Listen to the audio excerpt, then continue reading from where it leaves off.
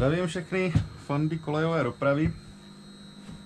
Máme tady teda další stroj na komentovaný obrat. Tak jak jste všichni chtěli panťák, tak konečně uděláme video i na něj. Přijel jsem zrovna do Letovic jako vlak 4710. Máme tady zrovna zhruba hodinu pauzu, takže mám čas na komentování. Takže přijeli jsme takto, nic jsem s tím nedělal. Postupně si všechno vypneme a přejdeme na druhou stranu. Takže pro začátek si můžeme vypnout VZ, kterou najdeme v zavazadlovém prostoru.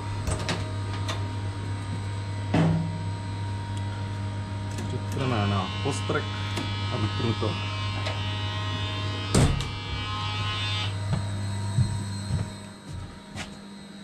Zabrzdíme si soupravu.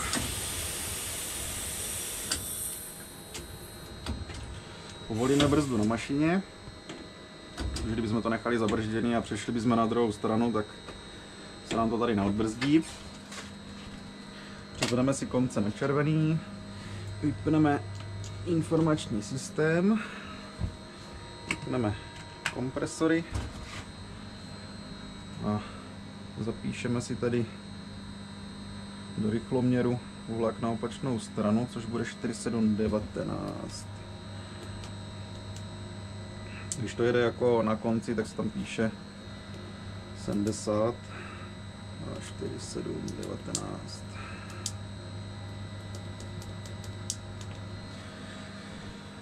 Potvrdíme, odhlásíme se na vysílačce. Můžeme si to rovnou nachystat, jak pojedeme nazpátek jako vlak 4718, včetně jízdního řádu.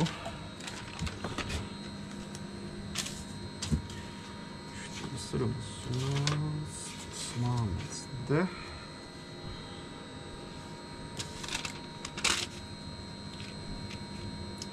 Aktuálně dostáváme rozkaz na pomalou jízdu v Blansku. To máme teď na cestě do Brna, je tam přes výjibku 50. Vysílačce si akorát přednastavíme ten vlak 4718, teď se potom v Brně nezdržuju. A vysílačku vypneme.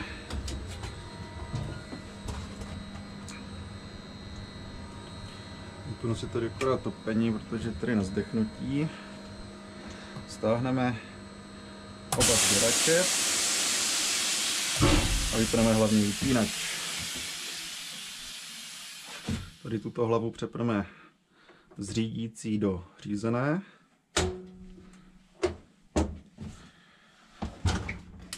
Zavřeme tady dveře, protože kdybychom to zase nechali otevřený, tak z druhé strany bychom je nezavřeli, protože by nám tady toto pořád posílalo signál na otevřené dveře. Tak, vezmu si svůj malý batůžek a vyrazíme na druhou stranu.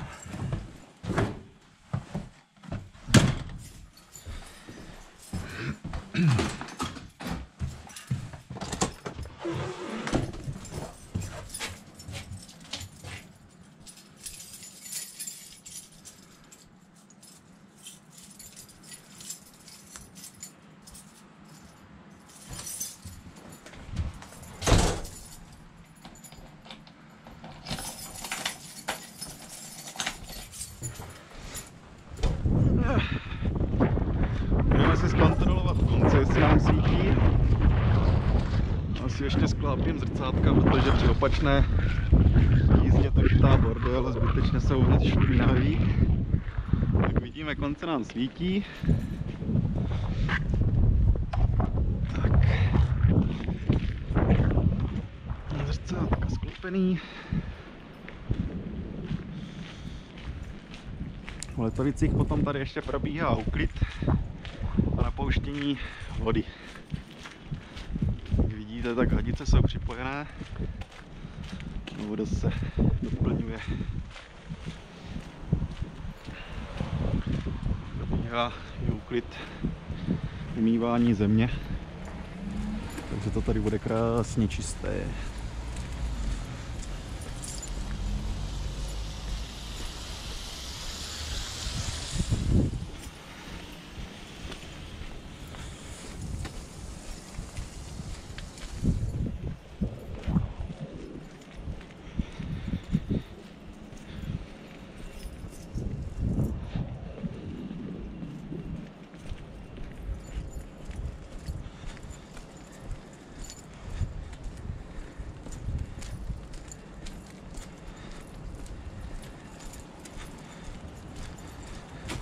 Tak jdeme vnitřkem, ať zbytečně nenatáčíme.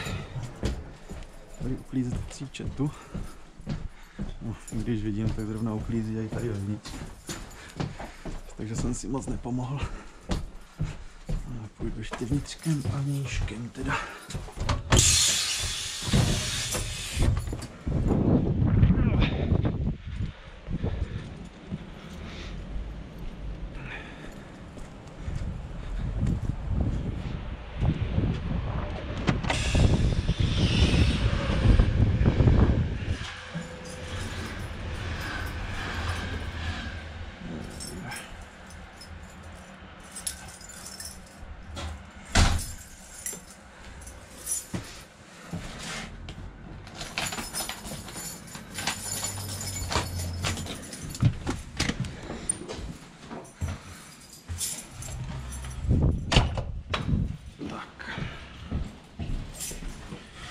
Botox si hodím tady.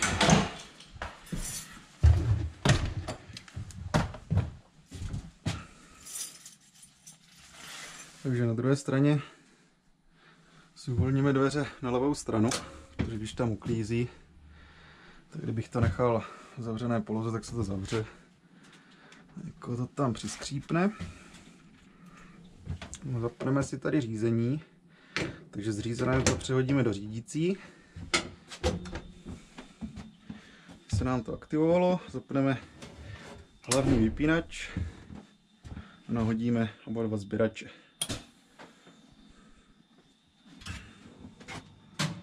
Napětí nám naskočilo, zapneme si oba dva šroubové kompresory, přepneme si světla na vlak,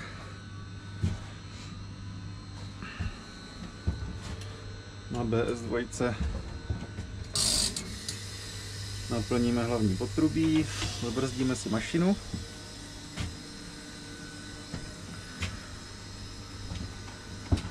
Z něm řádu bych si zatím mohl najít svůj vlak. Jestli si pamatuju dobře, tak to bylo 4719, ano.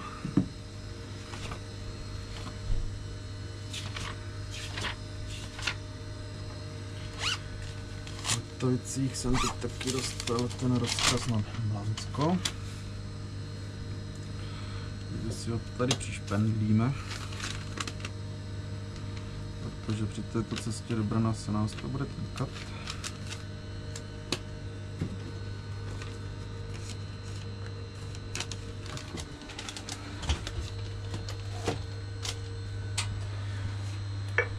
Volíme si vysílačku.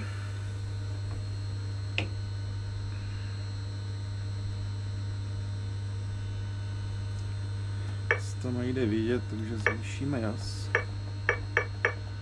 Bude to lepší. Přihlásíme se do sítě GSM-R. Zvedáme se ještě do rychloměru.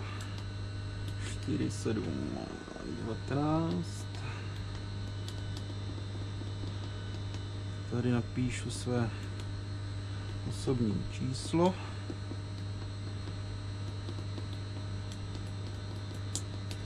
Rychloměr máme z krku a zapneme ještě informační systém.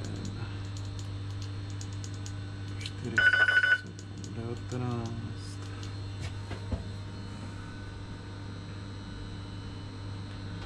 Z Letovic do Brna potvrdit.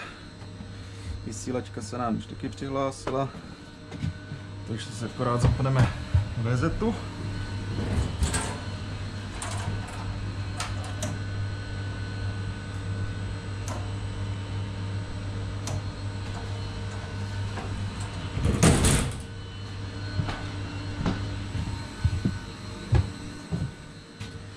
a jsme připraveni na odjezd. Takže mějte se krásně a zdarec, palec.